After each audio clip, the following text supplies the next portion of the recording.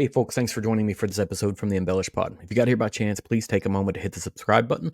Hopefully, I can be found on any podcasting platform that exists. And if you can't find me on a platform, send me an email at embellishpod@gmail.com and I'll get that taken care of. You can also find video versions of this podcast on YouTube. You can find all of my links on Instagram at EmbellishPod or TikTok with the same handle. I have a website. It is www.embellishpod.com. It's a place to pick up these links, episode details, and more. Today, I have the crew from Boss Molly joining me. Had an opportunity to taste some of their spirit at the Barbecue and Barrels event in Owensboro, Kentucky, a month ago, whenever that was, and immediately knew that I wanted to have them on to talk about what they're doing with their particular brand, because it's a very good offering from a brand that I hadn't learned a whole lot about yet, and that's pretty rare. So hope you guys enjoyed the conversation. Or I do have a small window, but I have another meeting, a work-related meeting, so I'll have to hop to that. So this morning or afternoon, whenever you happen to be consuming this, I have Brandy and Victoria from Boss Molly, and a little bit of background. I had an opportunity at the Barbecue and Barrels event in Owensboro, Kentucky, to taste your spirits and kind of introduce myself to the brand at first. And I started poking around your website and immediately was like, you know what, I really would like to have a conversation with what you guys are doing, because it starts with the liquid in the bottle, which was fantastic. Then it kind of continues into the story. But I'll give both of you, a couple minutes just to kind of tell me who you guys are and how you got to this side hustle / new hustle of building a brand. Absolutely. Well, we can skip the David Copperfield version and sharing how we both came to a passion and for bourbon. But just to say that the brand itself was started over a poker game. We were in an all-women's poker group for well over a decade, and we met every month for years and years. Later, in sort of at the end of that tenure, we were at an away game visiting a friend who'd had and realized that all of the bottles we'd brought were all named after 100-year-old dead guys. That is sort of the trend of the industry, and lots of good reasons. But in that moment, after that game, we were well lubricated and we were wondering why there's no female representation. So that really was where the idea was born. Of course, it did take many years of research and tasting and development to figure out how to put a brand on the shelf. But what we knew from the beginning was that there was no half-assing this. There was no, just phoning it in and putting out a 2-year-old juice. We wanted to do it was really special and unique to us and curated by women, that felt like it appealed to all genders, but just brought that representation to the bourbon industry. And if you ever want a fantastic marketing brainstorm, get a table of ladies that have been playing poker and drinking bourbon for a couple of hours together, and they will fling out the best ideas ever. I think we had Colonel Taylor on the table, and we're like, well, if we did a bourbon, she'd have to outrank the Colonel. And so, we're like, well, I guess we'd have to call it Madam President, give her the highest rank possible there. And I think just the ability to kind of imagine what that would look like and have fun with it, play in that space, think about what it would mean to consumers, really empowered us to actually take the idea very seriously. And like Brandy said, it kicked off a chain of events that, led to years of development and figuring out how to actually enter the market and make a product that we would want people to sit around playing poker with for a few hours, just drinking and talking and laughing like we did. So, the genesis of this story of this brand, not the friendship, obviously, but the story of the brand is, it starts out of drinking whiskey, which is traditionally male dominated, playing poker, which is traditionally male dominated. And you have this brainchild. And, I've never been a big poker player. I had a boss at one point in time that was really, really into poker. And, I sort of felt like at one point, like my professional ranking would be based off of how well I understood poker. So I had to go read a book about it. And he was very, very serious about his poker playing, but it's like a mixture of intuition, management of emotions and calculation. Do you think that those skills sort of play into building a brand, right? Like there's intuition, emotion, and calculation, right? Yeah, I think 100%. That's you've put your thumb on it. I think that it's a lot of synergy. I think poker is a great analogy for a lot of what you do in your life, in your professional life, as well as in your personal life, in terms of following your gut, but also understanding what the statistics are and where the chips are on the table, and figuring out what your play is going to be if you're going to, really go bold, or if you need to take the next round. Um, and I think that has been a really key factor and guiding principle in the way that we've shaped our business. And I have to say, I think our professional lives have also really played into it with our skill development, our ability to really understand how to bring a brand into the market. So that pairing, I think, I would recommend it to anyone. I think it's been an incredible asset for us. Yeah, I mean, where the metaphor really doesn't work, I guess, is we don't necessarily see other brands as competitors per se. Right. It's such a wonderfully inclusive, warm, welcoming industry. A lot of people do ask us, how people in the industry react to what we're doing. And the truth is, it's only with enthusiasm. From the very beginning, it's been a very welcoming space. We have so much respect for other whiskey makers, bourbon makers. We do contract distill, and we have so much respect for our partners. And that's the best thing I'd say about entering this market, is just not just from the competitor perspective, but the perspective. There's just a lot of joy at the heart of it. Yeah. Well, I will say in that way, the metaphor actually does extend in terms of the particular poker game that we are out.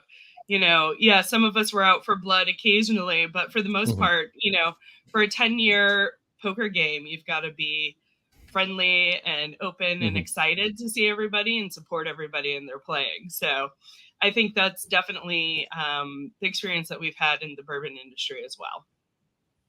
Yeah, it feels like you're trying to win, not make other people lose, right? And that's very much what the whiskey industry is. Everybody's trying to win. There's a lot of times people talk about, a rising tide raises all ships. And that's very, very, very bourbon industry centric. But you mentioned, part of this is wanting to give some legs to the story, or to the marketing, specifically to women. And back in the fall, my wife and I were at the Kentucky Bourbon Festival, and we stopped in a particular liquor store in the city of Louisville. And, it had never registered in my brain. And she looked around and she was like, this place is very like Mojo Dojo Casa House. Like it's very, very much that way. And I started looking at, I kind of put a new lens on it because I am a guy, I don't notice it as much.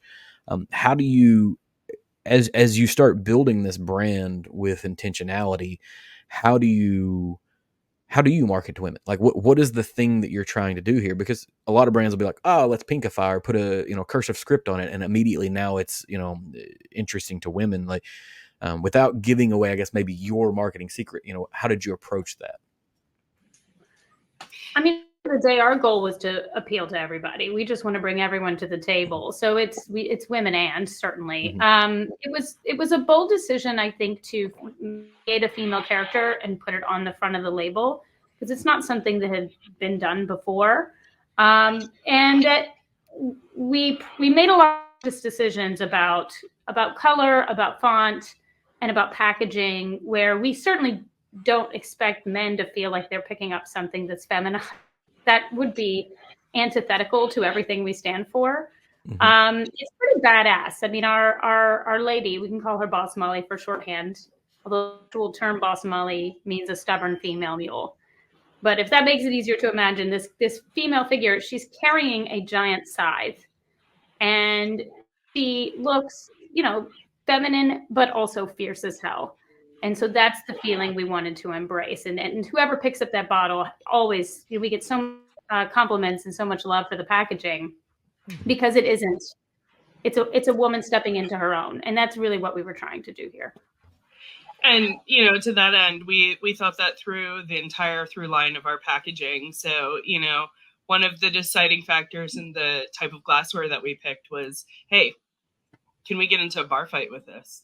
you know, would we win with this bottle in our hand? And, you know, I think we've come out with a badass tool for that. But as Brandy said, yeah, our response was, there is no pink labeling here. This is just acknowledging that everybody's sitting at this table now and we all want to enjoy this together. And, you know, at the same time, really honoring the spirit of the work of women in bourbon, because they've been involved throughout its history. But if you look at sort of the way that it's been marketed and traditionally built in the consumer mind, you don't see them there, which we know to be untrue, right? So just trying to push that forward a little bit. Yeah, there's a distinct and very significant history of women in distilling, and I think there's a book called I think it's Every Home a Distillery, or Every Home a Distillation, or whatever. But it basically goes back to the idea that a lot of times processing the crop ended up being an in-home operation, and a lot of times women were the ones that were doing it. The history isn't recorded as well about female, what might be considered master distillers or whatever now, right? But there's still a handful of names out there. Is there any thought towards, as you kind of develop the Boss Molly brand, doing line extensions to sort of honor those names, or do you just continue doing exactly what you're doing? Is, you know, kind of challenging the industry norm of, you know, being built around a Colonel white guy, or daddy, whatever, pappy. Anyways, there's very, very masculine tendencies in naming structure. Yeah, I totally. And by the way, respect to you for knowing your history, because it is true that women were the ones often, especially during Prohibition, when, you know, distilling was outlawed, who were operating secret stills in their kitchens. Even if you go back to the very history of distilling, you can trace it back to the making of perfume, which was also a woman-run endeavor. So, like, there's just Fred Minnick's Whiskey Women goes into this in great detail, but there's a tremendous history there of women being at the forefront of actually producing the spirit behind the scenes. But that's the problem, is they were always behind the scenes, and we don't know the names of a lot of these women. So, you know, we sort of want to blanket say thank you to all of them, but there's not. In this era, there are certainly some women who are coming to the forefront. It's like big household names within the bourbon industry that it's really exciting.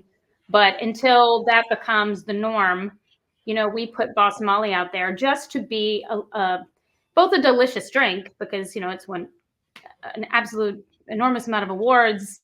It's incredible, but also to have that visual where it's not just, you know, what did you call it? The Major Domo Casa House. Mojo Dojo Casa House, yeah. Mojo, yeah. I absolutely love that you use that reference.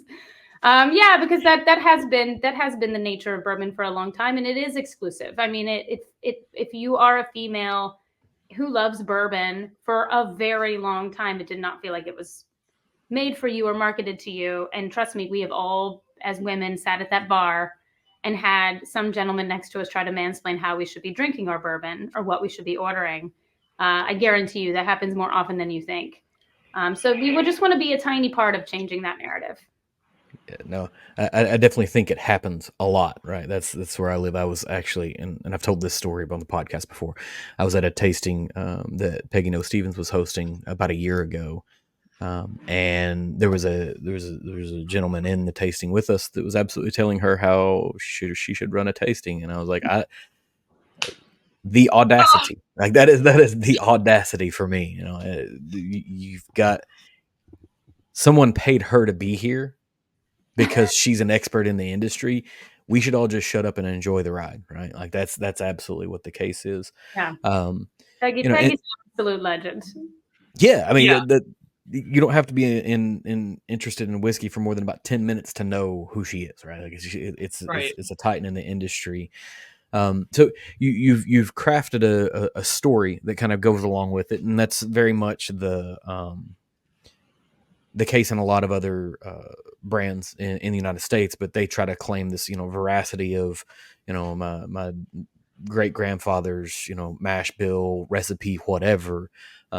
You three don't really make any bones about, like, this is a crafted story. how does that happen? Well, I think I know how it happens because I've looked at y'all's LinkedIn's and where you've the work that you've done. I think it makes sense, but tell me how you decide to craft out the story of Boss Molly to Well, fit it. none of that was really even necessarily. I mean, all of it happened so organically based on where we wanted to go and what we knew would be important in terms of entering this space. I mean, frankly, the liquid was key. You cannot come into a new industry where there's so much passion and respect for the craft with here's some MGP juice I put it in a pretty bottle, please enjoy. Like, that was never our desire or intention. I think MGP makes great product, but we wanted to make something really distinctive. And I think for us, getting that right was the first and most important goal. But just since you did mention the grandpa story, I will say that I grew up in Kentucky and my whole family are huge bourbon lovers. And my grandmother may be chief among them. So, and I will tell you, Brandy and I, we were on a research trip to Kentucky, and she introduced me to her grandmother. We walked into her house, and as soon as we got in the kitchen, she said, "Ladies, I need you to try my new favorite bourbon." And she took out this big old honking bottle of 110 proof, and it was the first collaboration with Bardstown and Copper and Kings. And I just looked at her and fell in love. And I was like, okay, so this is the spirit we're honoring, these generations of women who absolutely know what they like, what they want in a bourbon, how to use it, and, are interested in sharing it and entertaining and, bringing everyone in to their passion. So yeah, all props to Joanna on that. Yeah, so we can give some grandparents some credit. And I mean, all of us, I think, come from families where, drinking was seen as very Tory and part of the cultures that we were raised in. Our other partner, Kate, can't be here, but she also comes from a big Irish Catholic family where gathering around the family bar was a weekend activity. So respectively, we all come from those traditions, and then creating the actual juice, we always felt that if we could find something that made all of our taste buds sing and felt unique and special, that would be a really sort of, I don't want to say universal because that word is so overused, but we would have found our winner if the three of us, who also have very different tastes, very different palates, found a mash bill and a direction that blew our minds, that we would have something really special. So for us, that ended up being, after a lot of trial and error and research, a wheated mash bill and a brandy stave finish, which was where we launched with our flagship bourbon. I do think there will be future finishes that we'll release over time, and we're discussing some of those now. But we wanted that first product proper. So, and maybe this is a good opportunity to pivot to the actual contents of the bottle, right? And so you guys are on a wheated mash bill. How many mash bills did you taste through before you kind of settled down to that was what you wanted to do? Or did you start from a concept of, we know we want to do wheated? Well, that was one of the hardest adventures we've ever been on, is all that tasting. But as Brandy said, all three of us come to this with different histories, different angles, and very different palates, right? I started as a Scotch drinker. Kate is a huge rye fan. Brandy has always lived in the heart of bourbon country, and I think sits kind of in the middle there. But in our discussions, when we're talking about what we tend to be drawn to over and over again in bourbon, we zeroed in fairly quickly on a wheated mash bill as being something that attracted all three of us. And so that really helped to narrow the playing field there. And then it was a matter of finding a distiller who could work with us on a mash bill that we found irresistible to the three of us. As you know, wheated is a little more rare on the shelf. It was a little difficult finding a producer who could accommodate our needs. And so we did a lot of shopping around, a lot of sample tasting, and worked with a lot of producers who were excited by what we were doing and really eager to help us. But for various reasons, they didn't have that weeded ability in their pipeline. And so, Yeah. you know, I'm really I happy think with. before we launched the first relation with our partners, we tasted for about a year. It Yeah. was not. It was pretty time intensive. Yes, it was fun to get together every weekend, and sometimes we would have our partners or friends and family come over and taste with us. But I feel like we must have tried some product from a major contractor. And we were always open to being convinced that weeded wasn't the way to go, but consistently that was what lit up our palates. So we feel really confident in that decision. And, you know, frankly, it seems that there's a lot of love for weeded out there right now as well. Mm-hmm. And I would say in terms of finish as well, we were open to a non-finished bourbon, and also really excited about experimenting with what a finished bourbon could do. And I think, you know, we kept coming back over and over again to the very rare examples of brandy staved finished bourbon out there that tended to really wow us. And so that led us down that path. And, you know, our experimentation just kept intriguing us and blowing us away. And so we knew we'd hit on kind of a magic formula there. Yeah, John, I do think your listeners might be intrigued to hear how we actually like came up with our process for staving, because it's a very nerve-wracking thing when you have barrels of very more than decent, really delicious juice, and you're about to, pardon my French, fuck with it. You know, like we just did. That was a nervous moment because yes, of course, we've all tasted lots of finished bourbon. We've just never done it ourselves. So we started in mason jars. We literally started with like different types of wood chips. And we would different toast levels. Yeah, it literally was like we made a home laboratory, and we're just tasting, you know, various toast levels, various types of wood, and various durations in the mason jar, trying to figure out proportionally, you know, what is a wood chip compared to a stave. So that was fun, but also kind of wild. And it is how we determined, okay, there is something called over oaking that's very real. And if we let those, if we're going to do staving and we let those staves sit too long, we can screw this up. So that was something we were highly attuned to. And you know, it's a science of trial by error as well. And you know, we wanted the errors. We wanted to kind of foreground the errors in our kitchen as opposed to in our barrels, which, you know, again, I guess it's sort of akin to NASA launching a craft. You can be as ready as you can, and then you never know when it comes to do or die. But, you know, we were very vigilant and stayed on top of our process. And since we had that experimentation, we knew sort of exactly where we wanted to land. And it was just a matter of understanding the timing on that and pulling as soon as we had landed there. So yeah, and I can't remember where we came up with the idea of toasting, but we do a secondary toast staves. Yeah, which is I think. Go ahead.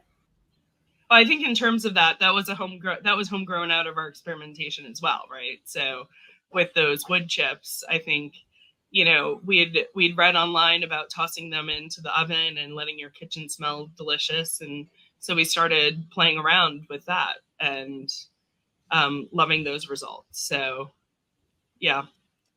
Sorry, go ahead, Brandy. No, that's it. It was just a matter of trial and error.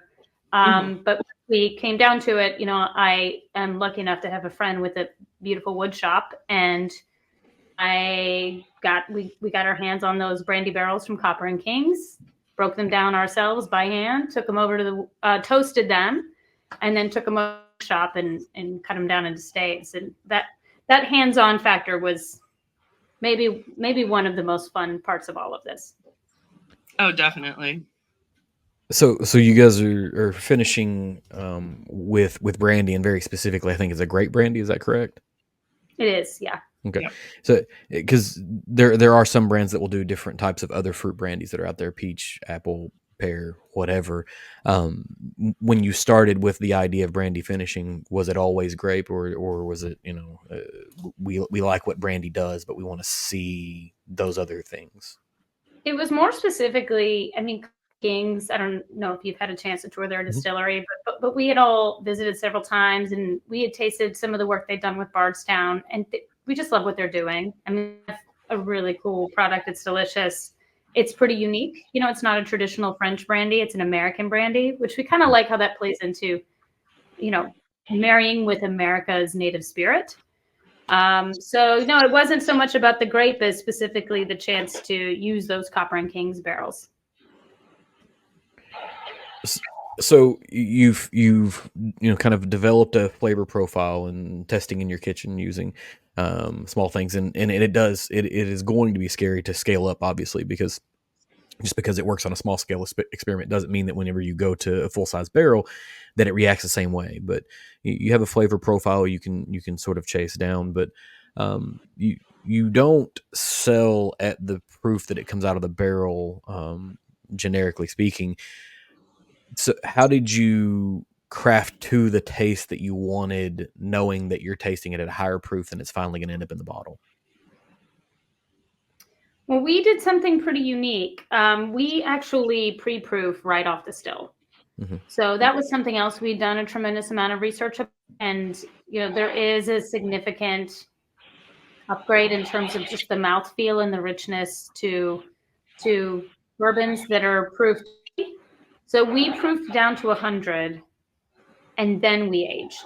Mm-hmm. And then we ended up proofing it down even further. We weren't looking for a specific proof. This wasn't like, let's create a lighter bourbon ever. All of us love high proof bourbons as well as some 90, 95.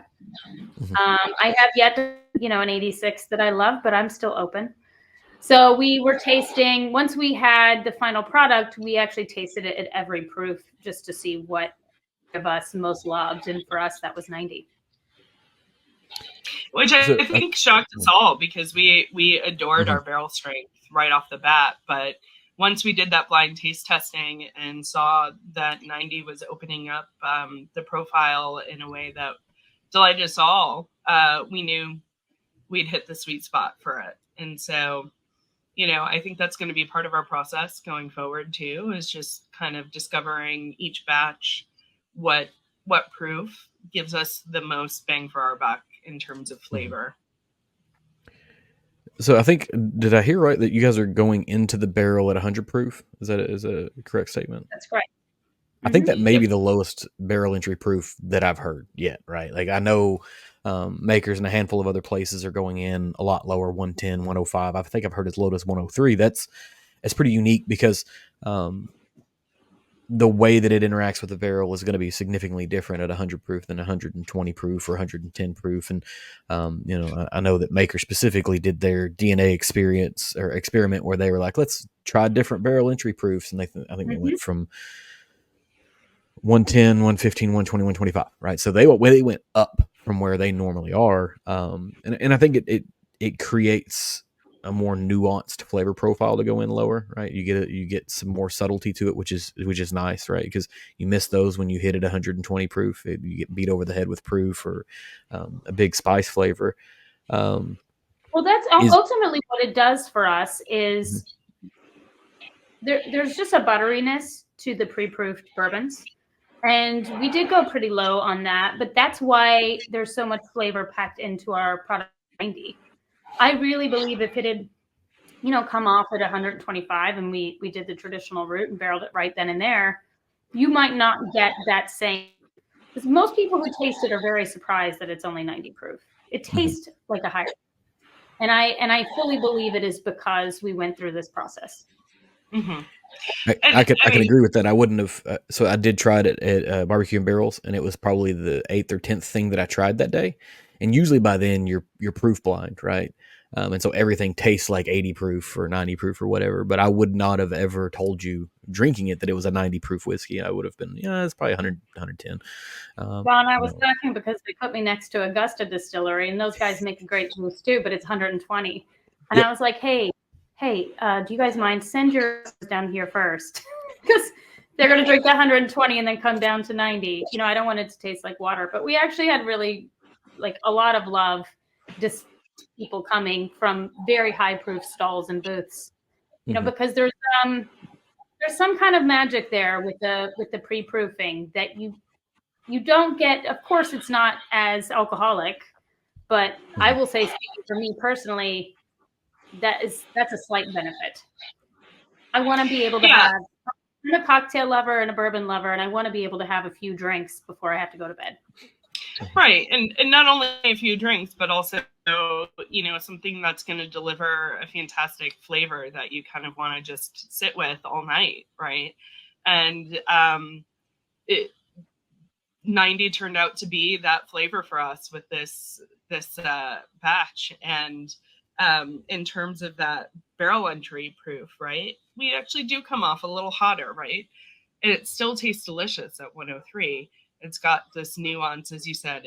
It's a little more nuanced. There's a lot more to the middle, and you know, sort of a refinement in the end that you don't necessarily get with really high proof coming right out of that barrel. So, you know, I think we were really pleased with how that process came out for us, and the marriage of our finishing process as well helps with some of that, where we are bringing additional flavor and additional nuance with the wood into that finishing process. And I think it all just plays so nicely together.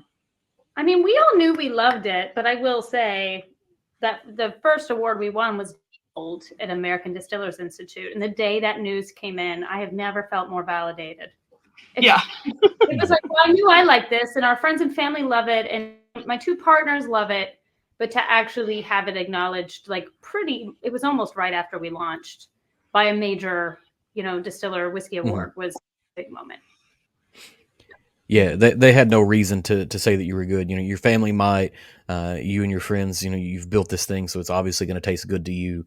And then you start, you know, kind of having this question of, you know, is my palate good enough to generate something that other people will like? And it's obviously there. You know, you're picking up the recognition and the notoriety that is deserved. And I think, you know, going into a barrel at that low of a proof is something that only smaller brands can probably get away with, because you get larger and people, you know, bean counters eventually being a part of the discussion. Say, we need to put as much alcohol in a barrel as we possibly can, so we can harvest as much alcohol as we possibly can on the backside. You know, because they're interested in doing it's a profit game for them. It's a quick turn profit game. And I think I heard you say that you're 4 years old and older. Is that correct? Did I hear that right? Yes. Okay.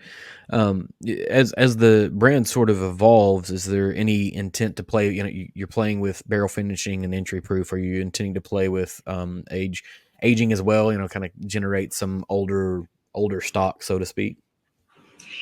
We definitely have our eye on a variety of programs. I think right now we have a barrel that's, I think, hitting 7 years in the mark.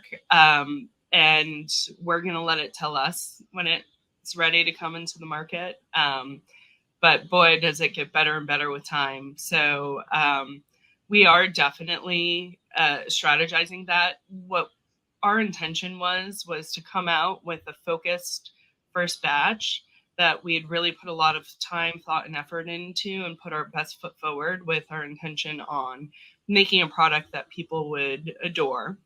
And then as we go through this process, replicating it into different models, right? So again, those single barrel programs that really excite us. And then, you know, in the future, as we grow, playing around with different finishing, perhaps playing around with a different mash bill.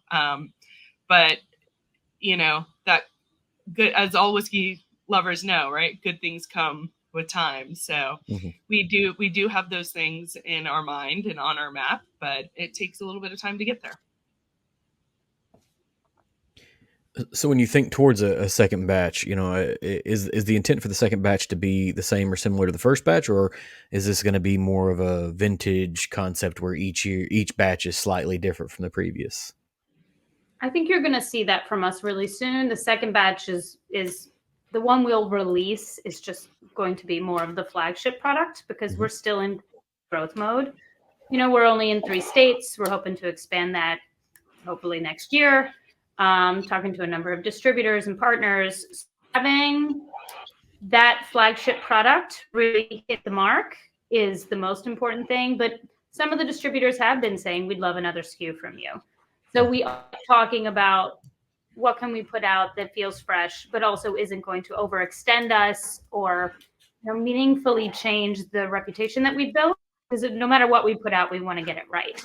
I mean, this feels, there is a sense of responsibility going into this space as 3 women who, are somewhat new to the industry and branding with a gorgeous, fierce female on the label. What we don't ever want to do is make it feel like a gimmick or a joke or to have a product that is anything less than superb.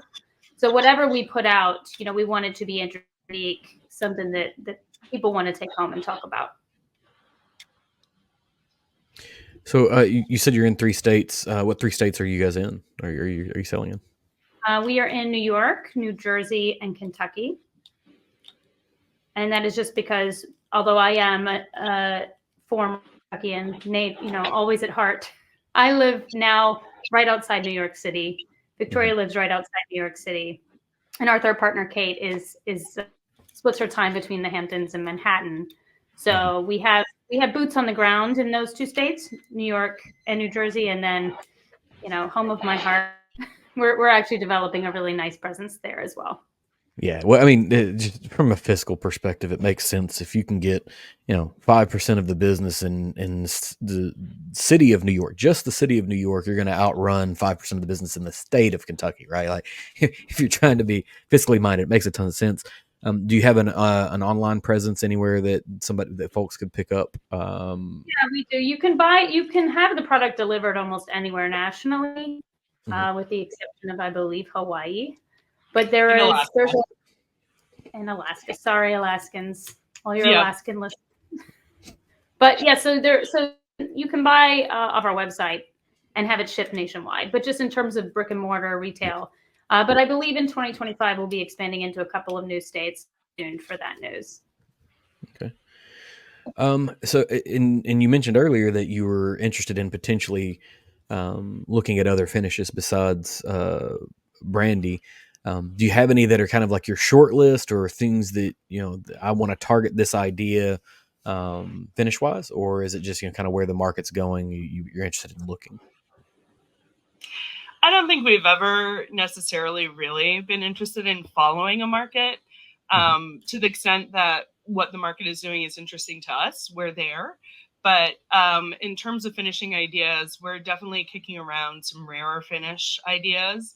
And at this stage, right, our second batch is concentrating our flagship. So we're firm in that finish plan.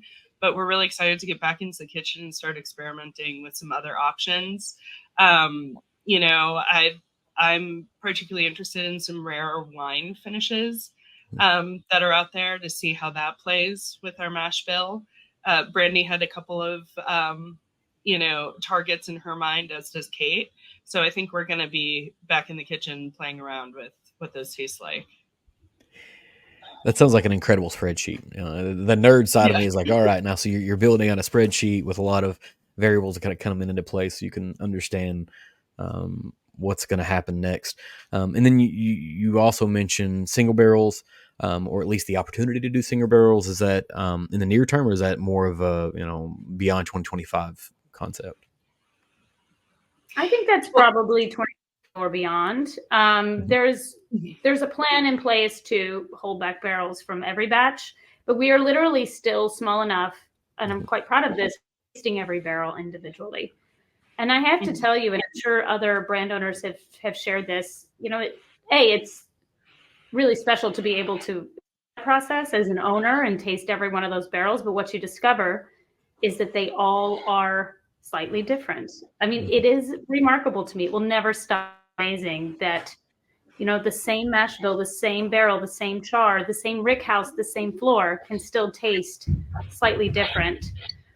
So what we'll do is we'll taste and we'll decide which of those barrels have interesting notes that we do want to age, or which ones are maybe interesting, but we think that they need a little more time. And really, like you said, like getting out the spreadsheets, getting kind of nerdy about it, and just track, which ones might become part of a single barrel program, which ones might become a really interesting experimental finish program, and how we want to organize that. Because, we have like a pretty, I would say, subjective system of all of us taste, and we just, this is an A+ barrel, this is a B-, this is a C+. Like figuring out where those weird barrels are, and like those are something we want to blend and bottle now, or hold and see what happens. And our biggest takeaway in all of our learnings through this process is that we are prepared to be surprised by anything, right? So what you consider your D or F barrel in any batch, give it a few years and it could be the A+ superstar, right? It's just kind of the magic of the alchemy of bourbon. So we're leaving room in our process to accommodate that for sure, and to also, really think very thoughtfully and carefully about the kind of SKUs that speak to our intention in the market, which is to always bring out something that we love and that we think others will want to share with us. I'll tell you, one of the most fun parts of this too has been the blending, because blending is such like an art form, essentially. And you can take, 5 A barrels and blend them together, and you have a product. But if you throw in something kind of funky, like a B or a C barrel, it actually brings more nuance to it. Mm-hmm. So art to even blending, I'm talking same mash bill, I'm talking same run, same barrels, everything. We have been able, at the size we're at, to specifically go in and hand select which barrels should be dumped together. So that's been a really fun part of the process as well. And Brandy's earlier analogy of, the work in perfume aligning really well with the art of bourbon is true, right? So in perfume, you're building layers, you're building base notes, you're building top notes, and you've got a sweet center there.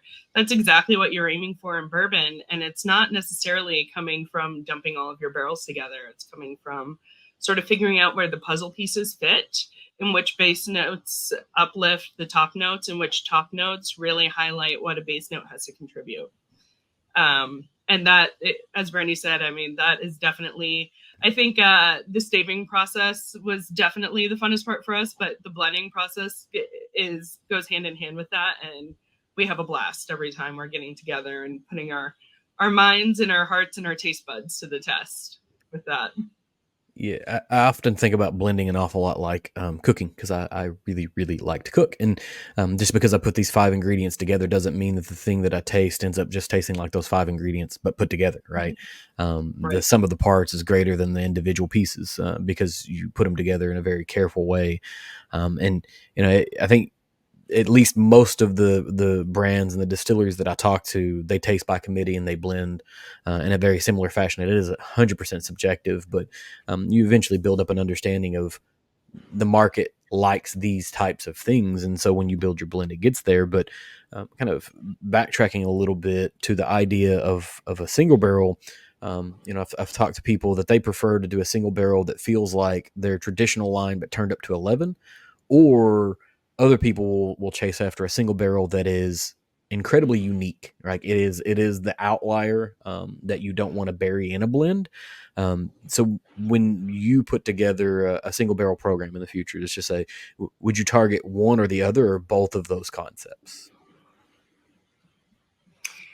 Yeah, I think we're open to it. It's really letting the barrels speak to us. And sometimes they're speaking the language of what our flagship batch tastes like, and sometimes they're wild cards that just have something that really wows us and makes us stand up and pay attention. And so I think where we are going to let those barrels tell us, as opposed to us telling our strategy what it should be, because that's not always going to work out how you would like it, right? Like that surprise element is always waiting around the corner in bourbon. So we're pretty dedicated to this idea of like the things that make us sit up and take notice are not necessarily consistently the same things, but they definitely have to grab our attention to be worthy of that kind of program.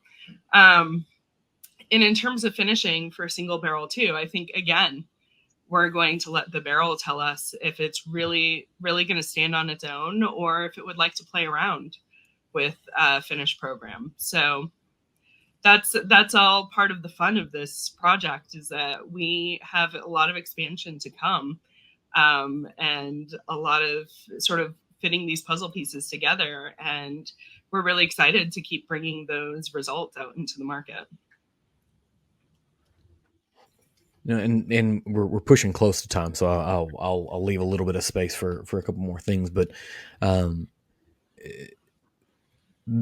it feels like all three of you have kind of jumped into this, both feet in, right? You're not half-assing this, as the phrase that you used earlier. You're not half-assing this process.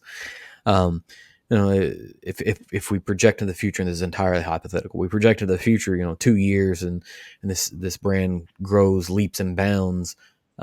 Is this a thing that, like this is the future job if it were to grow to that level, or do you continue to just sit in an advisory role and start hiring people to fill the spots?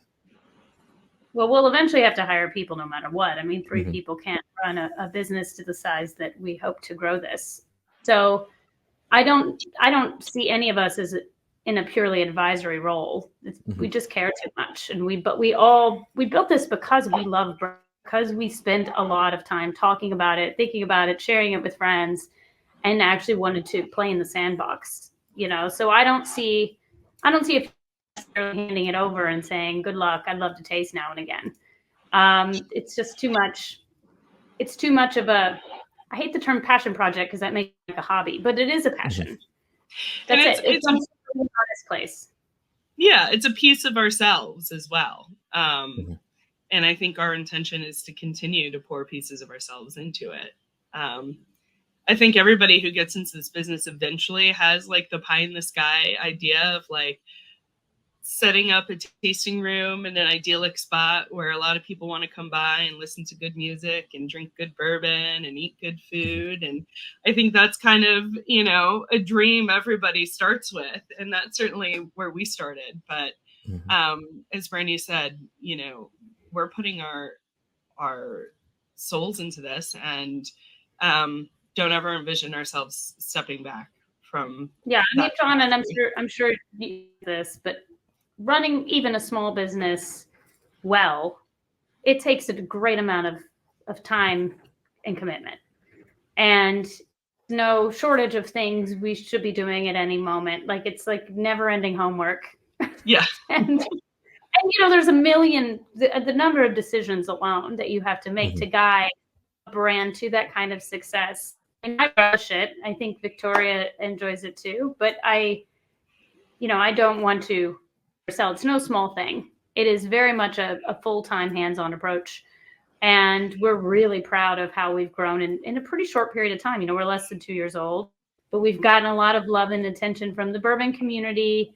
We are aligning with some really interesting partners. We have a few advisors, and I think that stable will grow as well.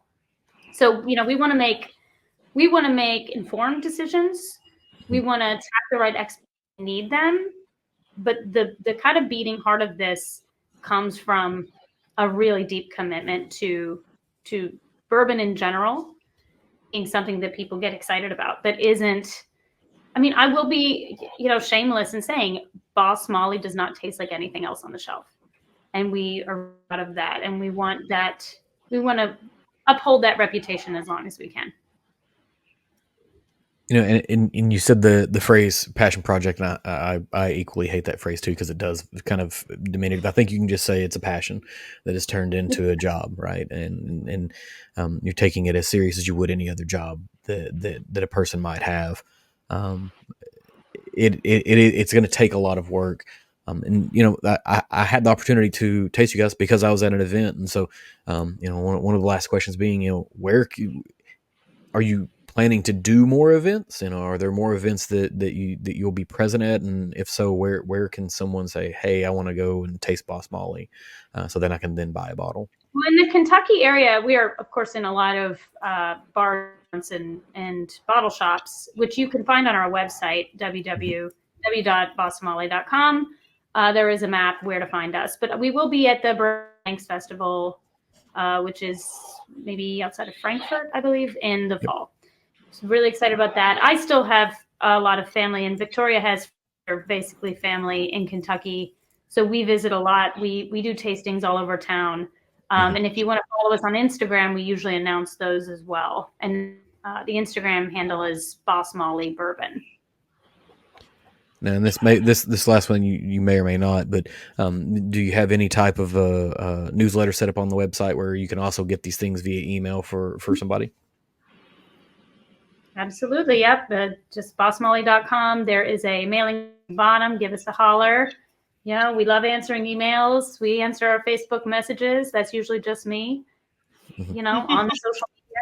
So it's easy to reach us, and we just hope everybody who wants to try it has a chance to, because it's fun. It makes a great gift to most people who've never seen a bottle like the brandy stave finish is really exceptional.